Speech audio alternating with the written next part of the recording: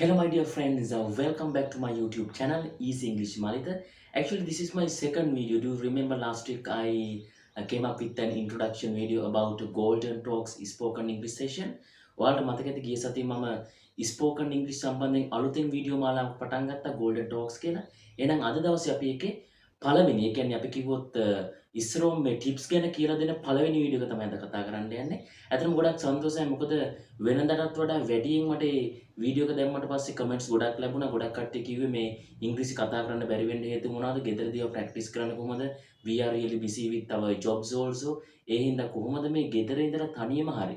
The reason they didn't have most of the time they don't have English backgrounds. and එයාලා කිව්වා English background එකක් නැති වුණත් කොහොමද මේක ගෙදර ඉඳලා කතා කරන්නේ? කොහොමද පුරුදු වෙන්නේ කියන එක සම්බන්ධයෙන් ගොඩක් විස්තර කියලා දෙනවා නම් හොඳයි කියලා. ඉතින් ඒ නිසා ඔන්නේ සියලු දෙනාම මම නැවත පාරක් මතක් කරනවා. Thank you very much for giving your comments. තවදුරටත් ඉස්සරහට මම වීඩියෝ එක පටන් ගත්තම කියන්නේ මේ වීඩියෝ මාලාව ගොඩක් වැදගත් වේ ඔයාලට. ඒ නිසා නිතර මම කැමති ඔයාලා කමෙන්ට්ස් යොදනවා නම් එතන මේකේ තියෙන අඩුපාඩුකම් නැත්නම් තව අලුතෙන් ඔයාලට තව දැනගන්න ඕන දේවල් any clarifications comment එකකට යොදන්න. අනිවාර්යයෙන්ම ඊළඟ පාඩම් මාලාවේදී ඒ සම්බන්ධයෙන් අපි කතා කරනවා. Founder of Golden Talks English Academy, English grammar and spoken instructor, national school teacher, Malitha S. Welipitiya, the teacher who helps you to go beyond your English dream. එහෙනම් අපි ඉස්සරහම කතා කරමු. දැන් අපි කතා කරන්න යන්නේ සාමාන්‍ය ස්පෝකන් ක්ලාස් එක විතරම තමයි how can we improve our spoken English කියන එකනේ. හැබැයි මේ ස්පෝකන් ඉංග්‍රීසි ගැන කතා කරන්න කලින් අපි දැනගන්න ඕනේ අනිවාර්යයෙන්ම ඇයි අපිට ස්පෝකන් ඉංග්‍රීසි තාම හරියට බැරි? මොකද වෙනත් රටවල් වගේ නෙවෙයි අනිවාර්යයෙන්ම අපේ ඉස්කෝලේ grade 3 to grade 13 3 වසරේ ඉඳලා 13 වසර දක්වා අපිට ඉංග්‍රීසි ඉස්කෝලේ උගන්වනවානේ. අර මම පළවෙනි වීඩියෝ එකේ කිව්වා වගේම ඒ වුණාට අපිට ඉංග්‍රීසි කතා කරන්න බෑ. I have met some students, they have got A pass for O level. Sometimes they have got A pass for A level. When I try to talk with them in school, they are hesitated. They can't talk in English well. They don't have any fluency. එයාට බය හිතෙනවා. එහෙනම් මොකක්ද මේකට හේතුව? එහෙනම් හොඳට මතක තියාගන්න. My friends මේ දේ හොඳට තේරුම් ගන්න. ඔයාට ස්පෝකන් ඉංග්‍රීසි කරන්න බැරි නැත්නම් ඔයාට ඉංග්‍රීසි කතා කරන්න බැරි ඔයාගේ තියෙන ඉංග්‍රීසි දැනුම අඩුකම නිසා නෙවෙයි. මොකද ඔයාට අවුරුදු 10ක විතර ඉංග්‍රීසි දැනුමක් පාසලේදී අනිවාර්යයෙන්ම ලබා දෙනවා. සමහරවිට ස්කෝලින් ඉවර වෙලා ඔයාලා වෙනම ග්‍රැමර් කෝසස් කරනවා. හැබැයි ඔයාට ඉංග්‍රීසි කතා කරන්න බෑ. සමහරවිට ඔයා ස්පෝකන් ක්ලාසස් යනවා වෙන්නත් පුළුවන්. ඒත් ඔයාට ඉංග්‍රීසි කතා කරන්න බෑ. එහෙනම් හොඳට මතක තියාගන්න. ඒ කතා කරන්න බැරි වෙන්න හේතුව මේකයි.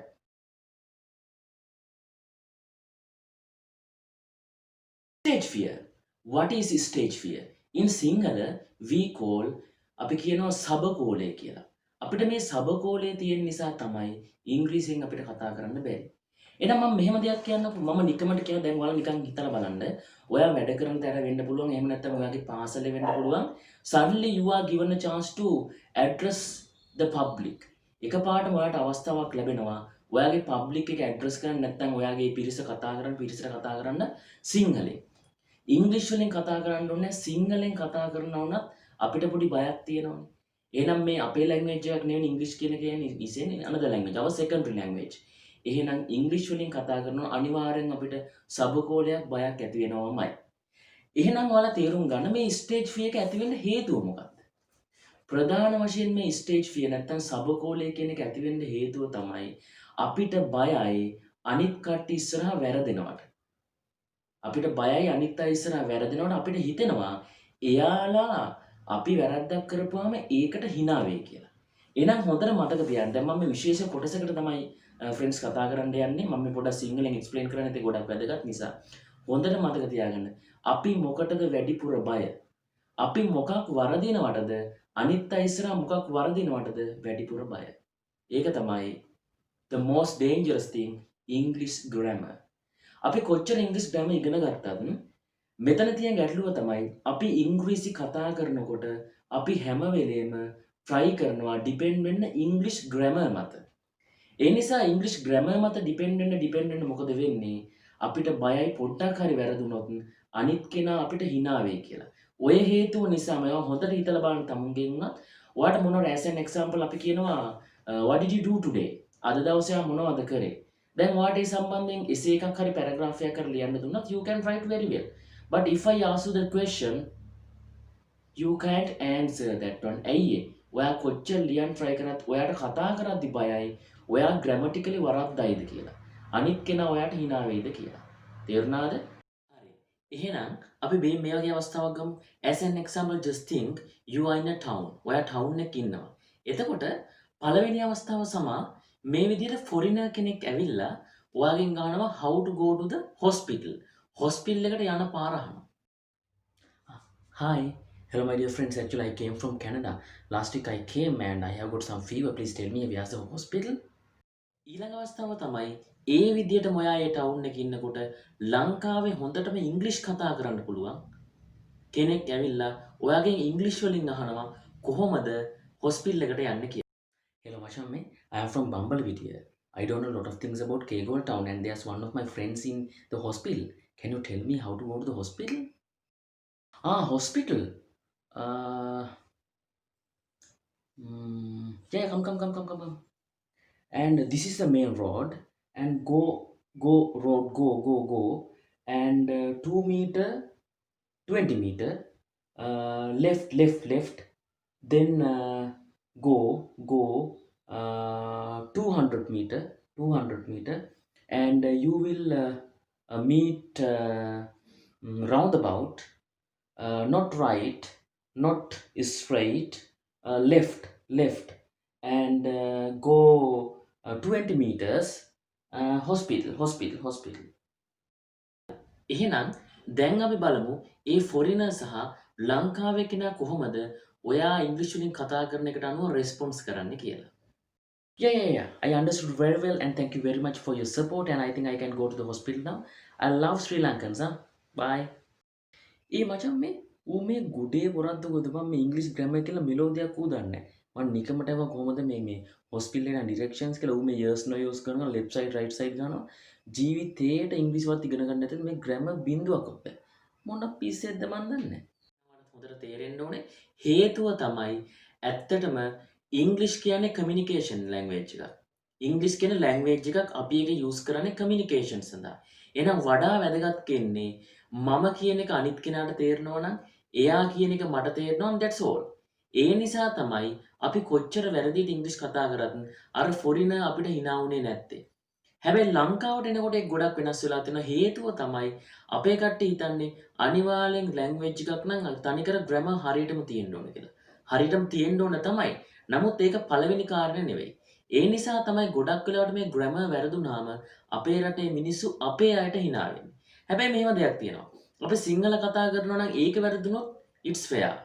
ඒක කිසි ගැටලුවක් නැහැ. ඒක hina වෙන්න කාරණයක් තමයි. But when it comes to other language and nowadays ඔයාලා දන්නවනේ මේක අපි හැමදාම training වෙන එකක් නේ. We are not perfect in English. ඒ වගේ අවස්ථාවක මේ grammar එකක් අල්ලගෙන hina වෙන එක ගැන ඔයාලා හොඳට හිතා. එහෙනම් හොඳට මතක තියාගන්න. ඔයාට ඉංග්‍රීසි වලින් කතා කරන්න බැරි වෙන්න ප්‍රධානම හේතුව තමයි you are afraid of to do mistakes, especially grammar mistakes in front of others. You may think they may laugh at you. ඔයාට හිතනවා එයාලා ඔයාට hina වෙයි කියලා. එහෙනම් හොඳට මතක තියාගන්න. ඉංග්‍රීසි අපි කියනවා ඉංග්‍රීසි ලැන්ග්වේජ් ස්පෙෂලි මේ ස්පෝකන් ඉංග්‍රීසි සම්බන්ධයෙන් ගොඩක් ස්පෙෂලිස්ට්ලා ඉන්නවනේ මේ ලෝකේ ගොඩක් අපි දන්නවා බ්‍රිටිෂ් වල එහෙම නැත්නම් ඇමරිකාවල ගොඩක් ඉන්නවා රිසර්ච් කරන කට්ටිය. එයාලා කියන විදිහට there are 3 rules if you want to improve your spoken English first. ඉස්සරම ස්පෝකන් ඉංග්‍රීසි ආරම්භ කරන අවස්ථාවේදී මේ පළවෙනි ස්ටේජ් එකේදී you have to follow 3 rules. rules 3ක් follow කරන්න ඕනේ. ඒ rules 3 follow කරොත් තමයි ඔයාට English improve කරගන්න පුළුවන්. එහෙනම් my friends, now I am going to tell you what are those 3 rules. මේවා තමයි rules 3. First one, forget about your grammar. Second one, forget about your grammar. Third one, forget about your grammar. And now you have to understand 1, 2, 3 all are forgetting about your grammar. ඔයාට spoken ඉංග්‍රීසි කතා කරන්න පුළුවන් වෙන්න නම් ඔයාගේ තියෙන සබකෝලය නැති කරගන්න ඕනේ. සබකෝලය නැති කරගන්න අනිත් පැත්ත එක්ක කතා කරන්න ඕනේ. කතා කරනකොට ග්‍රැමටිකලි හිතන්න එපා. ඔන්න තේරුම් ගන්න. This is the reality. මේ හේතුව නිසා තමයි අපිට තාම ඉස්කෝලේ ඉන්න අවුට් වෙනකොට ඉංග්‍රීසි වලින් කතා කරන්න බැරි. ඒ හින්දා ඔයාලා මගේ මේ ටිප් එක ෆලෝ කරනවා හොඳට මතක තියාගන්න. first 2 months හරියටම කියනවා. පළවෙනි මාස දෙක ඇතුළු තුල don't care about your grammar mistakes. Just imagine you don't know any grammar. ඔයාට හිතන වචන ඕන දෙයක් කමක් නැහැ. කතා කරන්න ප්‍රැක්ටිස් වෙන්න ඕන. තේරුණාද? එහෙනම් හොඳට මතක තියාගන්න මේක ප්‍රැක්ටිස් කරන්න පුළුවන් ක්‍රමයක් තමයි මම ඊළඟ වීඩියෝ එකකදී කියන කොහොමද ඔයා ගෙදරදී ඉංග්‍රීසි බෑග්ග්‍රවුන්ඩ් එකක් හදාගන්න කියලා. ඒ වෙනකම් මේක මතක තියාගන්න. You have to speak in English without grammar with one of your friends. ඔයාගේ යාළුවෙක් සමහරවිට බොහෝම කලාතුරකින් ඔයාට හොයාගන්න පුළුවන් ඉංග්‍රීසි වලට කැමති යාළුවෙක්. එයාත් එක්ක විතර ඔයාගේ ලෙවල් එකෙම ඉන්න එක්කෙනෙක් නම් ගොඩක් හොඳයි. ඔයාත් එක්ක එකතුලා මොකද එයා සමහරට ඔයාගේ ලොකු ග්‍රැමර් මිස්ටේක්ස් දන්නෙත් නැහැ. ඔයා එයාගේ ග්‍රැමර් මිස්ටේක්ස් දන්නෙත් නැහැ. එයාත් එක්ක එකතු වෙලා නිතර කතා කරන්න. දැන් සමහරලාට තියෙන ප්‍රශ්නයක් තමයි my friends you don't have time the reason you are so busy. හැබැයි busy වුණත් කමක් නැහැ. දවසට විනාඩි 20ක් විතර වැය කරලා තියාගන්න. Sometimes over the phone also. Over the phone you can talk with your friends. එහෙනම් පළවෙනි කාලේ මතක තියාගන්න ඉංග්‍රීසි කතා කරන්න ග්‍රැමර් කියන එක අමතක කරලා. ඔන්න පළවෙනි රූල් එක. තේරුණාද? මේක තමයි අද දවසේ දෙන වැදගත්ම පණිවිඩය. නැවත පාරක් කියනවා ඉංග්‍රීසි යාළුවෙක් එක්ක කතා කරන්න try කරන්න ග්‍රැමර් අමතක කරලා. ඔයාට කවුරුත් කතා කරන්න කෙනෙක් නැහැ කියලා හිතන්නකෝ. If it is so, just go to your room and just talk to yourself. මම අර මිරර් එකක් ඉස්සරහේ බලාගෙන කතා කරනවා කියන එක ඒක මම පර්සනලි මම ප්‍රැක්ටිස් කරන්න try කරාට ඒක හරි ගියේ නැහැ. ඒ නිසා මම ඔයාලට ඒක කියන්නේ නැහැ. ඔයා කවුරුත් නැත්තම් තනියම කතා කරන්න. එහෙම නැත්නම් you have your pets also. ඔයාගේ petsලා ඉන්නවනේ. cat වෙන්න පුළුවන්, dog වෙන්න පුළුවන්. They don't ask any questions. They just listen to you.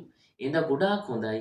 එයාලත් එක්ක කතා කරන කවුරුත් නැත්තම් friend කෙනෙක් නැත්තම් pet කෙනෙක් නැත්තම් තනියම කාමරයට ගිහිල්ලා තනියම කතා කරන්න පුරුදු වෙන්න. එහෙනම් ඊළඟ දවසේ වීඩියෝ එකත් මම කියන්න බලාපොරොත්තු වෙනවා ගෙදරදී කොහොමද ඉංග්‍රීසි බෑග්ග්‍රවුන්ඩ් එකක් ඔයා තනියම හදාගෙන ඔයාගේ ඉංග්‍රීසි ඉම්ප්‍රූව් කරගන්න කියලා.